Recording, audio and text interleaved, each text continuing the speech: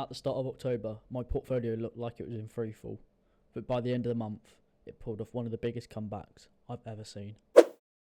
October started off a bit of a rocky month in the markets. My portfolio rose up and down like it was playing musical chairs for the first 19 days of the month, but the last 12 days couldn't have made me any happier. Heading into October, I was really hoping to continue on with a strong performance, especially because I've recently passed the 10k milestone, and ever since hitting that 5-figure mark, I've seen the snowball effect start to creep in, even though it is still the size of a pea compared to where my future portfolio projection is. It's rolling quicker month by month.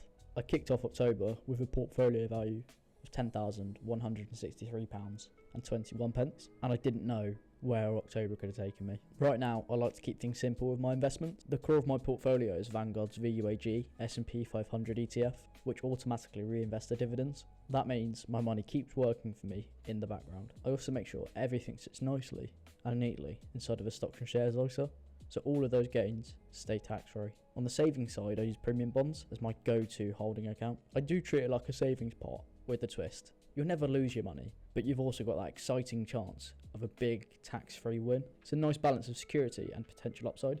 Overall, my approach is simple, keeping my money in places where it can grow efficiently, with the bonus of tax advantages helping me hold on to as much as possible. I'd love to know, do any of you use premium bonds as part of your saving strategy, or do you prefer to keep all your money invested in the market? Drop a comment.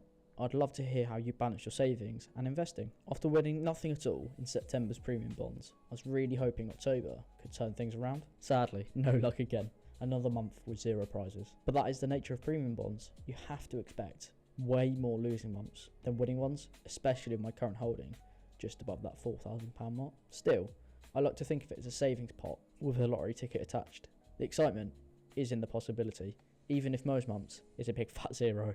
As I kicked off October with my starting balance of £10,163.21 in my Vanguard account, and as usual, I added my regular £300 deposit. I've committed to keeping this contribution consistent each month. It's a steady fuel for my long-term growth. By the 19th of October, my portfolio sat at £10,440.76. For any eagle-eyed viewers, that total is lower after my deposit made it to a total of £10,463.21. So after 19 days, my portfolio was down a total of £22.45. With more than half of the month completed, I was expecting a pretty flat month for the portfolio. So how did the last 12 days of the month turn out? Well, the portfolio rose by a whopping £577.46 in under 2 weeks. That works out at £48.12 on average a day. That type of return, it was a dream when I started off with my first £100 investment on Vanguard. That makes my final figure for the end of October to be £11,018.22. Wow, what a dream. Passing the 11,000 mark just 1 month after passing the £10,000 mark. As a reminder, if the numbers don't seem to add up perfectly, that's because I still hold a small portion of VUSA, which pays out dividends rather than auto reinvesting, like VUAG. My little plan there is to let those dividends build up quietly until on average they can cover my Vanguard fees each month, basically turning them into a free ride. So what's the percentage growth? If I include my deposit from the beginning balance, that's a 5.3% increase on the portfolio. If I remove my deposit from the beginning balance, that's still a solid 8.41% gain in just 1 month. I would happily take that kind of return every month if I could. And already passing the 11k mark is just mind-blowing to me. The next digit milestone will take a lot more to work for. Yep. I basically need to 10x my portfolio to see that 6-figure mark. But that's the long-term mission I'm building towards. Here's the exciting part.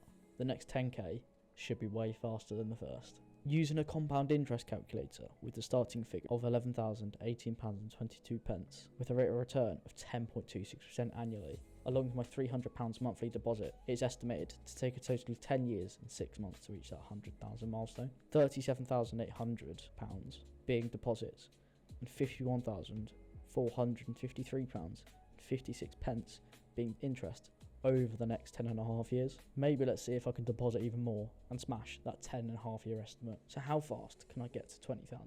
Make sure to subscribe so you can follow along month by month. Let me know in the comments, what milestone are you currently working towards in your investing journey? This video does not represent financial advice I am not a financial advisor. When investing, your capital is at risk. Investments can rise and fall, and you may get back less than you invested. Past performance is no guarantee of future results.